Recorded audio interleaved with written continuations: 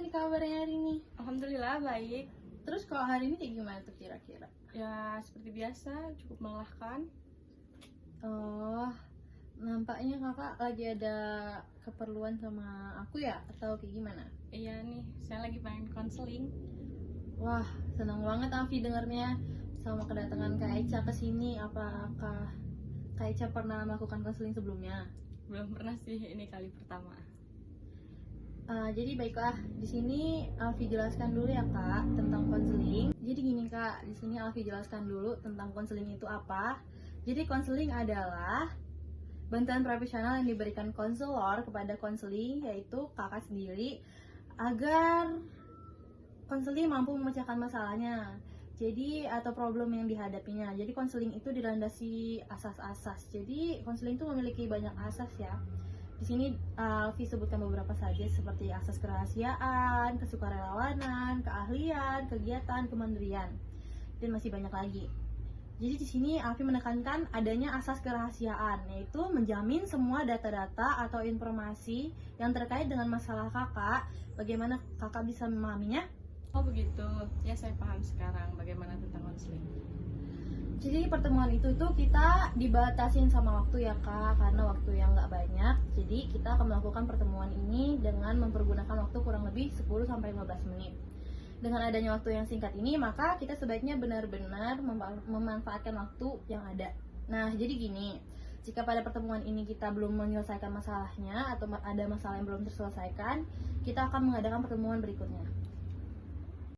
Jadi baiklah kak, coba kakak ceritain sama Alfi apa yang menjadi ganjalan di hati kakak sampai saat ini. Ya jadi gini, saya sering merasa deg-degan, merasa takut gitu kalau ada orang yang marah-marah. Maksudnya gimana tuh kak? Ya misal nih di kelas, terus dosen marah-marah sama temen saya. Nah saya di situ suka merasa ketakutan juga. Oh jadi seperti itu kak. Coba bisa nggak sih kakak ceritain pada saya bagaimana itu bisa terjadi dan sejak kapan itu terjadinya? Ya jadi gini ya kak, dulu sebenarnya saya biasa saja, cuman semenjak tante saya sukses dan dia menjadi kaya, dia sombong kak. Dan dia kan punya anak satu-satunya tuh ya, itu bener-bener dia manjain banget. Jadi kalau ada yang bermasalah sama anaknya, itu yang kena orang lain. Nah jadi pernah kami bermain sama sepupu-sepupu yang lain.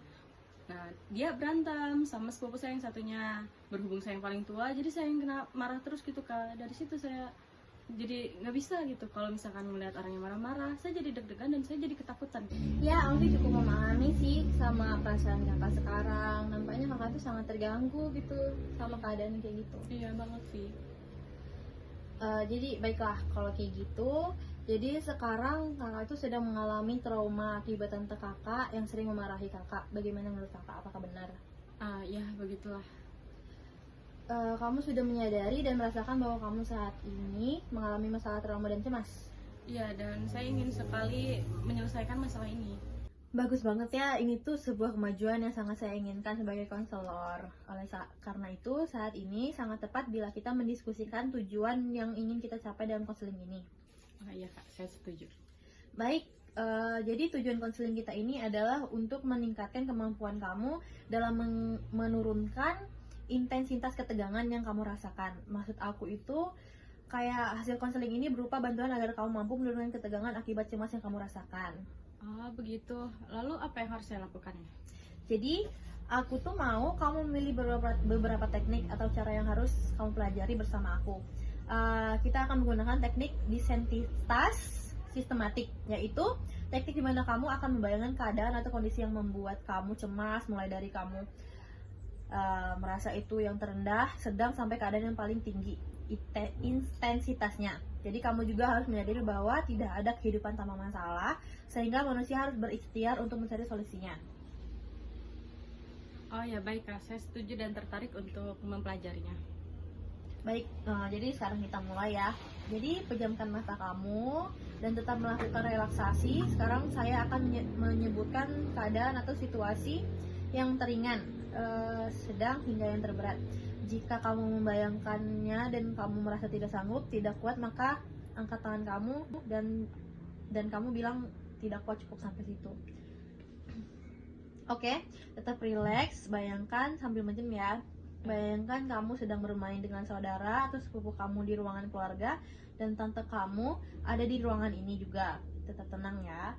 Kemudian sepupu kamu bertengkar dengan saudara yang lain dan menangis. Lalu tante menghampiri kalian. Sekarang tante Anda mulai berbicara dengan suara yang keras dan bayangkan raut wajahnya. Ya kak, saya takut kak. Buka matanya, rileks, tarik nafas dari hidung perlahan dan keluarkan dari mulut. Ya, kamu benar-benar rileks dan tenang. Sudah? Sudah kak. Apa yang kamu rasakan?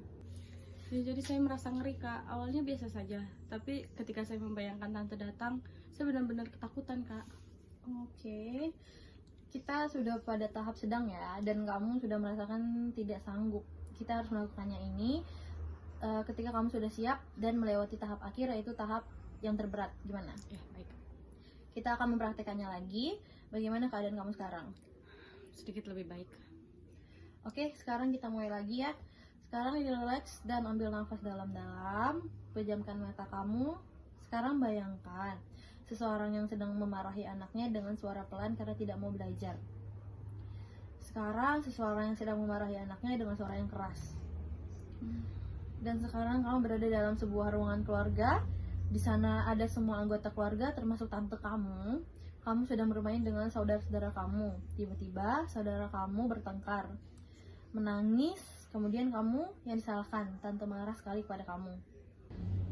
Oke, sekarang buka matanya, rileks, tarik nafas dari hidung perlahan dan keluarkan dari mulut. Ya, kamu benar-benar rileks dan tenang. Sudah? Sudah kak.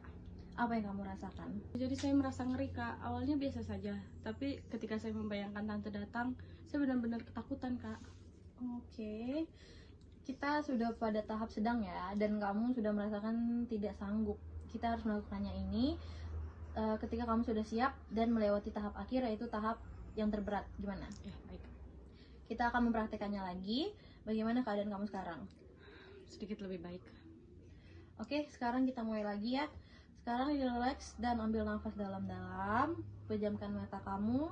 Sekarang bayangkan seseorang yang sedang memarahi anaknya dengan suara pelan karena tidak mau belajar. Sekarang seseorang yang sedang memarahi anaknya dengan suara yang keras. Dan sekarang kamu berada dalam sebuah ruangan keluarga. Di sana ada semua anggota keluarga termasuk tante kamu. Kamu sedang bermain dengan saudara-saudara kamu. Tiba-tiba saudara kamu bertengkar, menangis, kemudian kamu yang disalahkan. Tante marah sekali kepada kamu. Saya tidak sanggup kak.